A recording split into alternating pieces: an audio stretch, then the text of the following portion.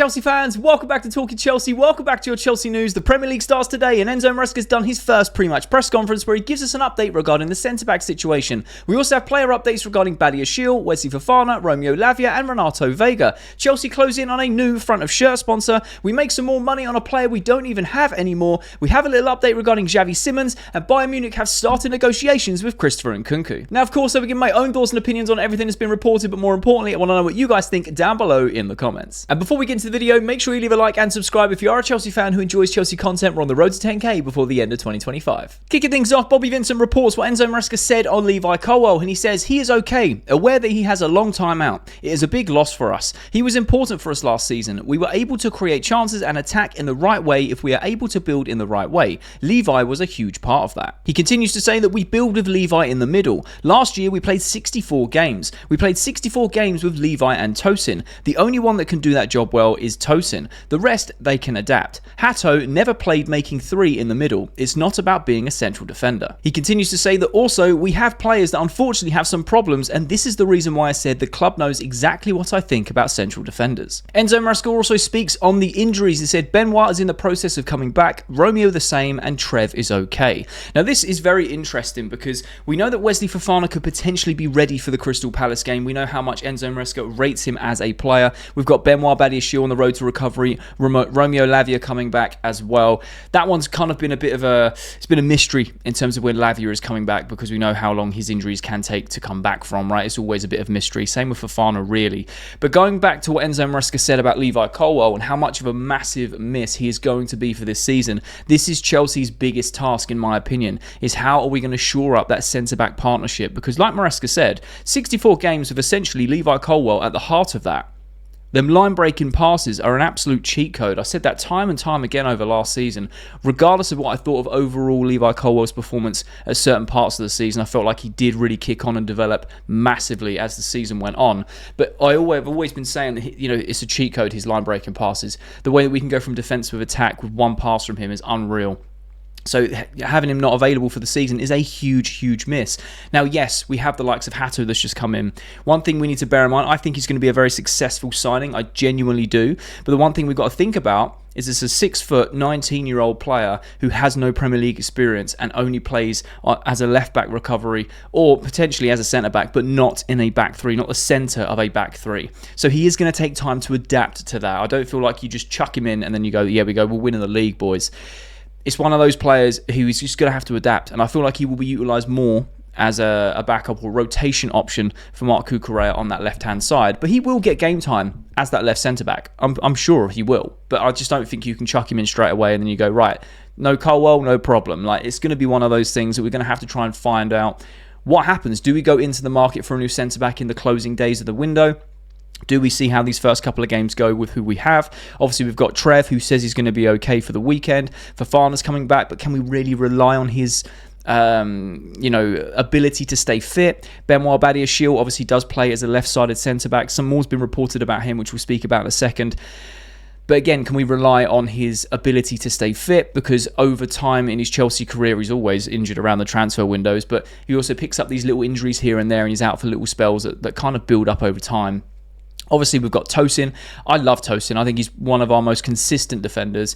But can he do it for a 38-game Premier League season? That is a big, big question. When you've got someone like Levi Colwill partnering you, he can cover a lot of things that you may not be so good at and vice versa. But without Levi Colwill, who is the heartbeat of that central defence, it's going to be a big ask. Now, I'm not saying that we're going to absolutely fold and crumble. I think that we will be able to manage. But I think about the squad as it is, with the depth that we've got.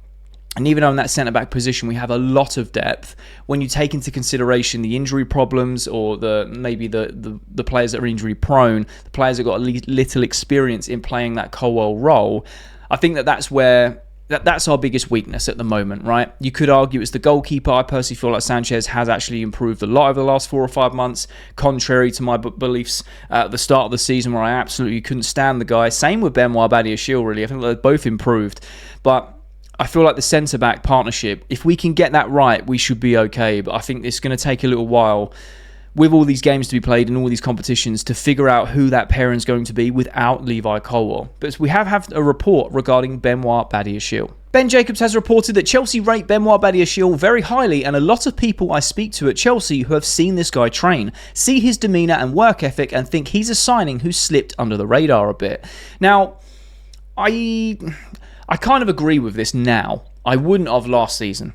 I wouldn't have at the start of last season because, you know, you can go back on the channel. There has been videos where I've been very, very vocal about how much I did not like this guy.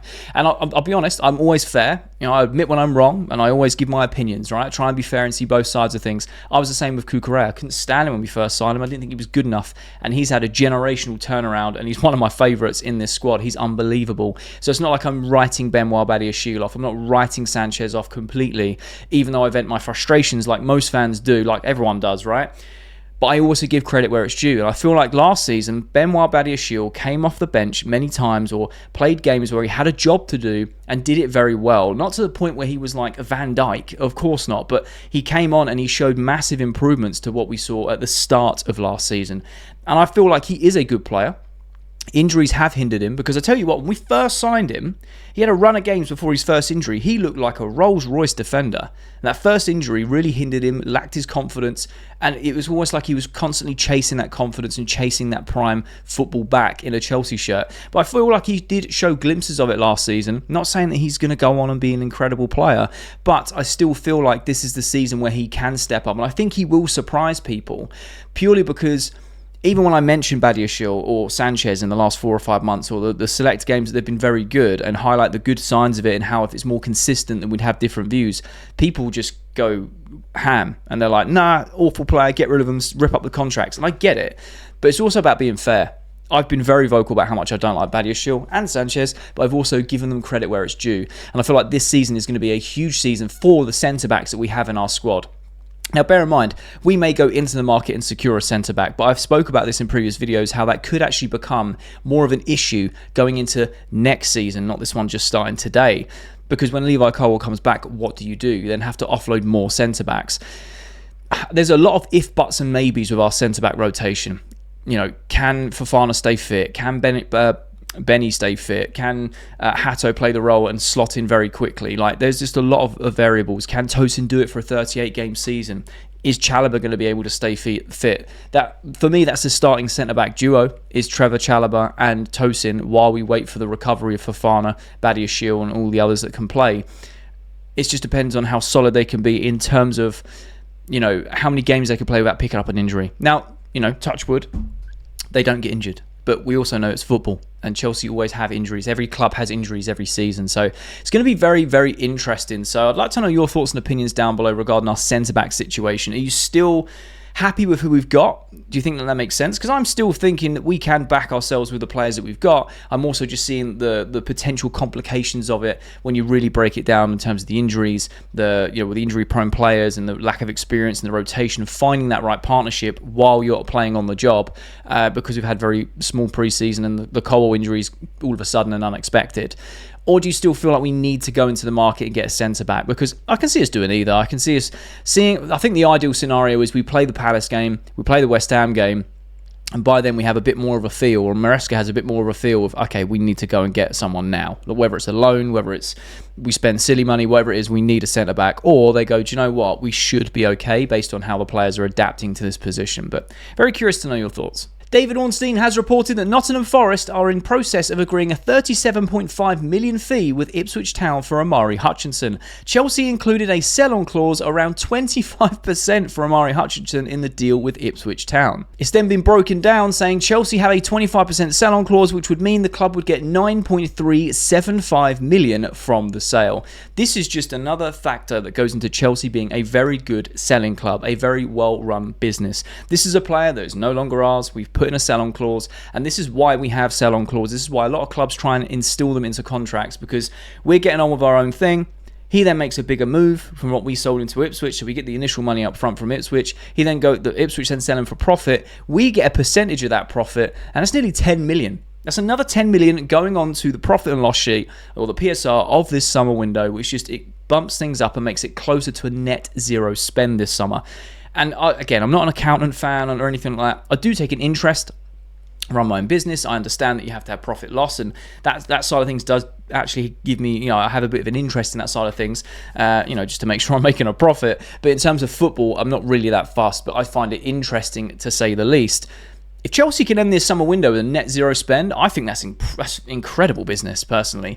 Not to get too stuck on it, because again, we spend a lot of money. We also make a lot of money from sales. But honestly, with the incomes we've got, and the Club World Cup win, and the players that we're selling this summer, if we could finish on a net zero, that would just be incredible business, at least in my opinion. Now, obviously, I don't want to go on about this too long and talk about the accountancy of everything, but I thought it was worth mentioning that Chelsea have pocketed nearly £10 million or £9.5 million from the sale of Omari Hutchinson, who has moved, or looking to move on, nearly being finalised, looking to move on from Ipswich to Nottingham Forest. The other thing I'll mention is Nottingham Forest have done some serious business this summer. They're gonna be doing some bits, I think. Last season they really overperformed for their squad. I think they would even agree with that. But this season it's gonna be very interesting to see how high up the table they can climb and how they can stay there consistently, because they were giving everyone a run for their money last season. So it'll be very entertaining if they can do that this season. They've made some serious signings. So I'm going to be tuning in and watching some Forest this season for sure, just to kind of see how they get on. But let me know your thoughts and opinions down below. Do you think that Chelsea pocketing £9.5 million from this Omari Hutchinson deal is a good deal? Do you agree with sell-on fees?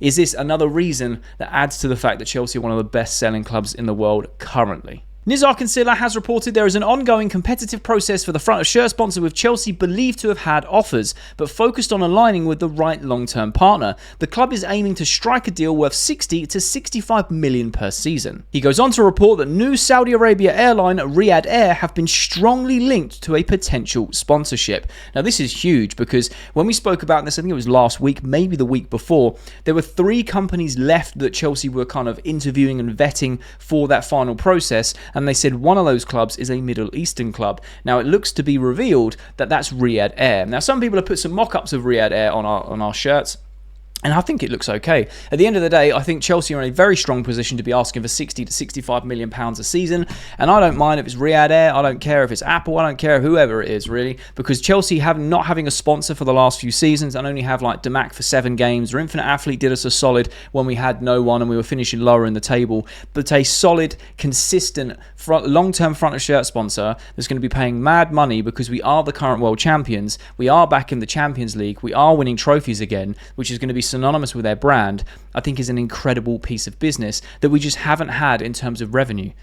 So let's say it is 65 million. That's another 65 million coming in, just on top of everything else that we're generating, which would just put us in even better positions going forward, not just in the transfer market, but just as a club in general. So all these things get offset for big issues that we have in terms of capacity size of the stadium. We don't make as much match day revenue. The tickets have to keep going up to then compete, which then outprices fans.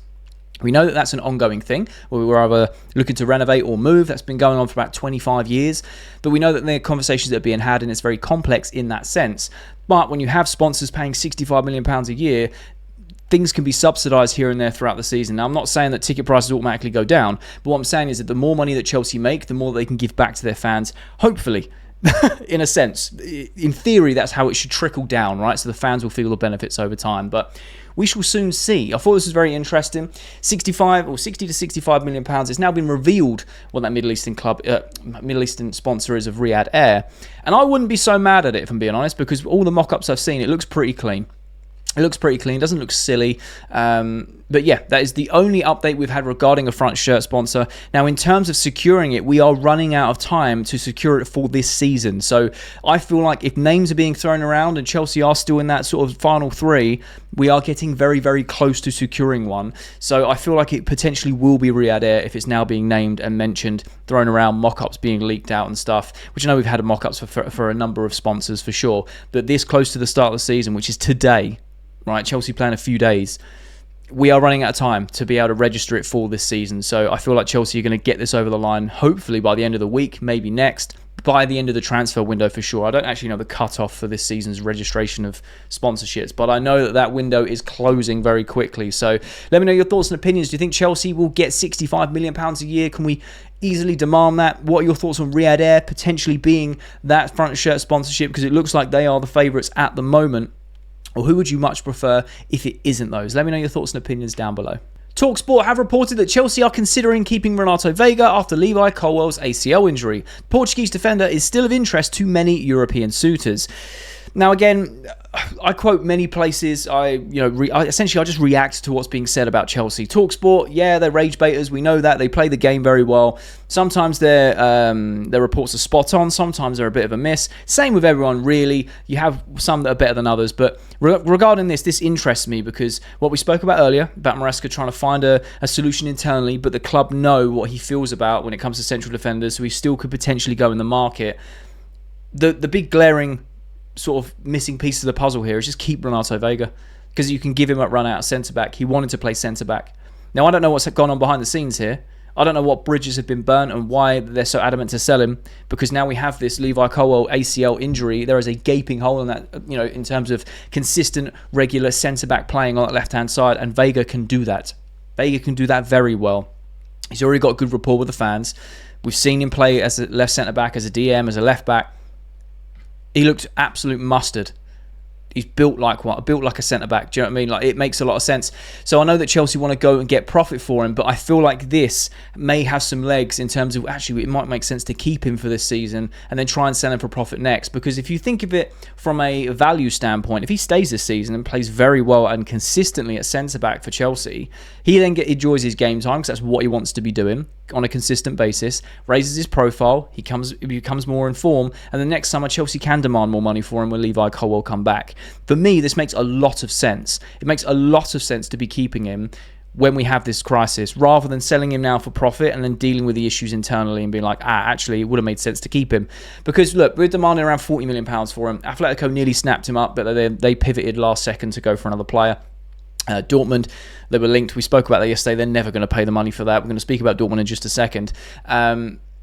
He has been picking up a lot of interest, but no one's come in, and the window is slowly shutting. So this is one for me to watch, because I feel like with the next 2 games being played from Chelsea in the Premier League, that could be the final factor of, actually, do you know what? Can we rebuild those bridges for a season? Can we keep Vegia, and can he go and come in and play left-sided centre-back? That central of the back three. Maybe helping out Tosin as well, who can do it, but having someone like Vegia in rotation with that centre-backs makes so much sense to me. So let me know your thoughts and opinions down below. Would you keep him for the sake of a season so he can raise his profile, get maximum minutes as a centre-back, and then sell him for more money next season? Or would you just cut ties with him now, sell him for profit, and then just deal with who we currently have?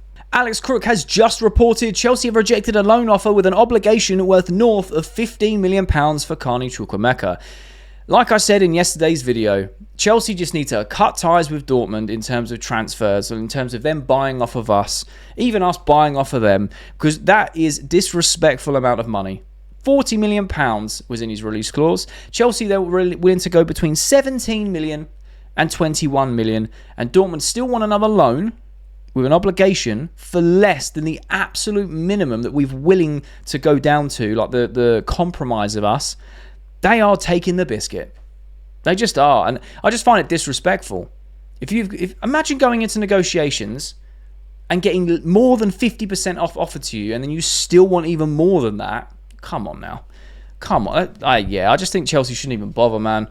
Shouldn't even bother. Find another suitor, sell him for more money, because other clubs will quite happily pay north of 20-25 million if we're willing to go down that low. Loads of clubs would pay that sort of money for Carney Chukwuemeka.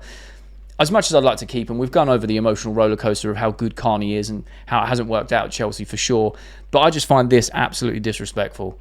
15 million, and it's still on a loan with an obligation. And knowing what Dortmund are like, based on the way that things have happened in negotiations, they would purposely go, oh, you need to pay X amount of games, we'll make sure you pay one less than that, so we don't have to give you the 15 mil, and then we can give you back at the end of the year. That screams Dortmund to me. I don't know why. Atletico did it, I believe, with or Barcelona did it to Atletico, or one way or the other when it comes to Griezmann. Like, it's not been done before, but I don't trust it. It's a massive red flag if clubs are, we've given them so much money this summer with the Jamie Gittins deal. Normally, there's some sort of mutual compromise from both clubs, and it's like, well, we're going to buy a player off you, you buy a player off us, because we want those players. So how about we can find even ground or common ground for the prices of both players? And normally they go, yeah, it makes sense. Why not? There's no point weakening our sort of relationship as club to club. Might as well strengthen it, because you never was going to know what's going to happen in the future. But this, this is a joke, in my opinion. But hey, let me know your thoughts down below. Do you think Carney is worth £15 million off of an obligation to buy, or would you just completely cut ties with Dortmund? Because honestly, I think this is disrespectful. Fabrizio Romano has reported Xavi Simons to Chelsea is waiting on the exit of Christopher Nkunku. Bayern are seriously considering making a move for Nkunku. For Garnacho and Simons, we wait, but I think Garnacho will 100% happen. Now, I'm not going to speak about Garnacho. I'm just not going to speak about him anymore. You guys made it very clear you don't like him. That's fine. But when it comes to Xavi Simons, the reason I put this in here is for the next bit coming up, because we have some big news regarding Christopher Nkunku, Bayern Munich, and negotiations starting.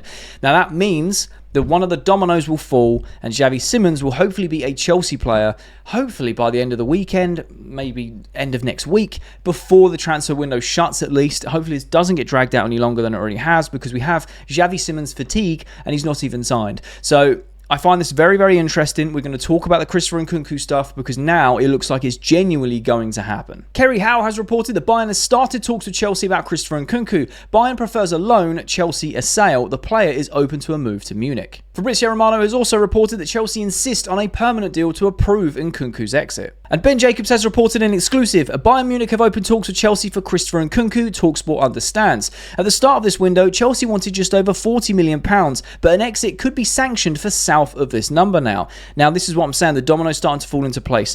Christopher Nkunku, again, spoke about him a lot on this channel, whether he, could have done better at Chelsea. It was unfortunate with the timing of injuries, etc. And then, players bought, managers swapped, etc., etc.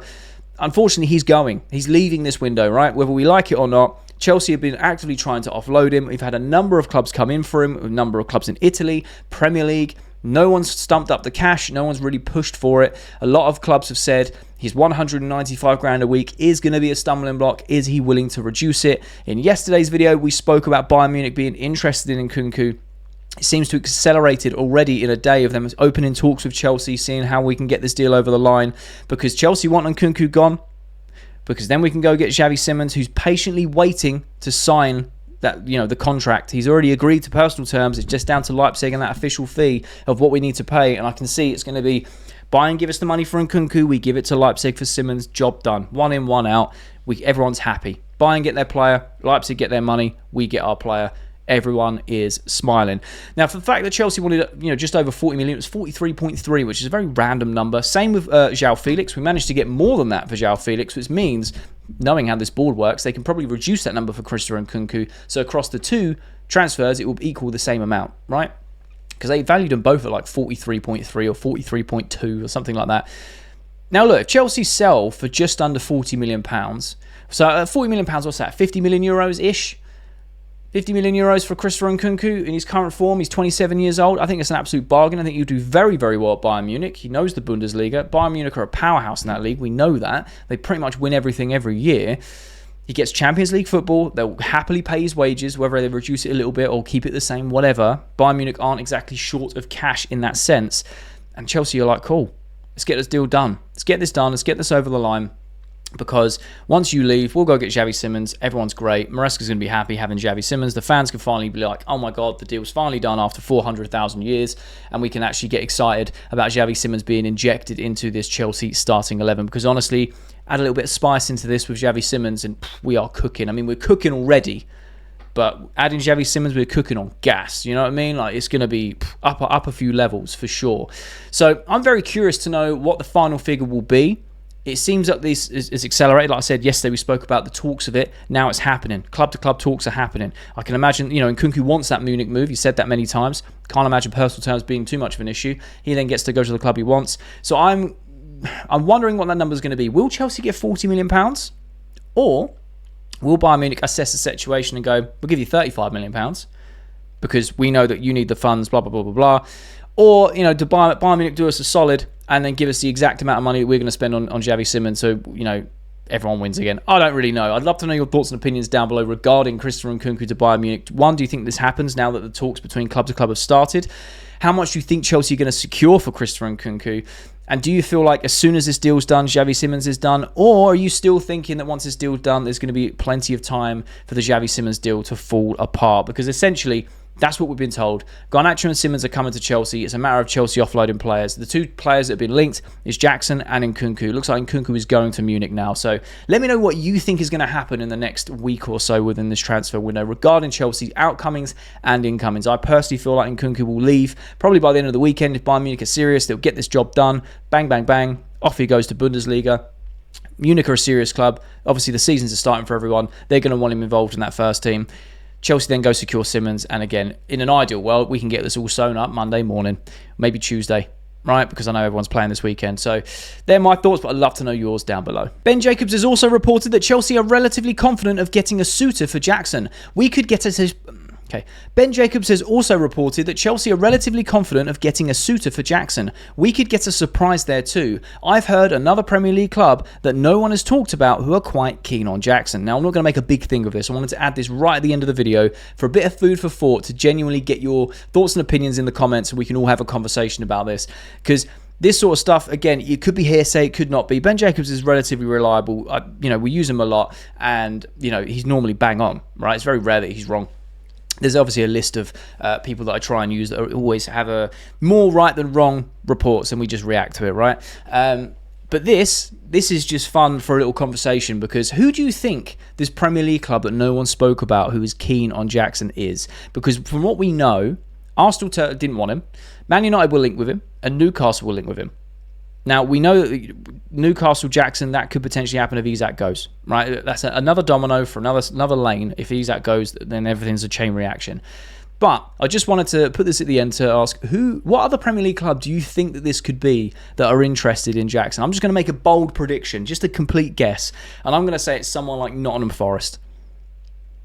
I know they've got Chris Wood, who had an incredible season last season. I've just got a weird feeling it's someone like Forest that are willing to stump up the cash. Be like, do you know what? Yeah, we'll take Jackson. We'll pay 50, 60 million for him if you're up for it, just to get him off the books. I don't know why, but they're just moving crazy in this window. There's a few other clubs that have as well, like Burnley, Sunderland. They're spending money. So I'll be interested to know your thoughts and opinions down below regarding what this mystery club is coming in for Jackson. And that's the latest Chelsea news. Let me know your thoughts and opinions down below in the comment section. I love having a conversation with you guys. And if you have watched this video all the way to the end, that firstly, you're a real one. And I mean that. You're a real one. But secondly, there'll be a thumbnail appears on the screen. So if you are a Chelsea fan who enjoys Chelsea content, make sure you click that thumbnail because you'll enjoy that video too.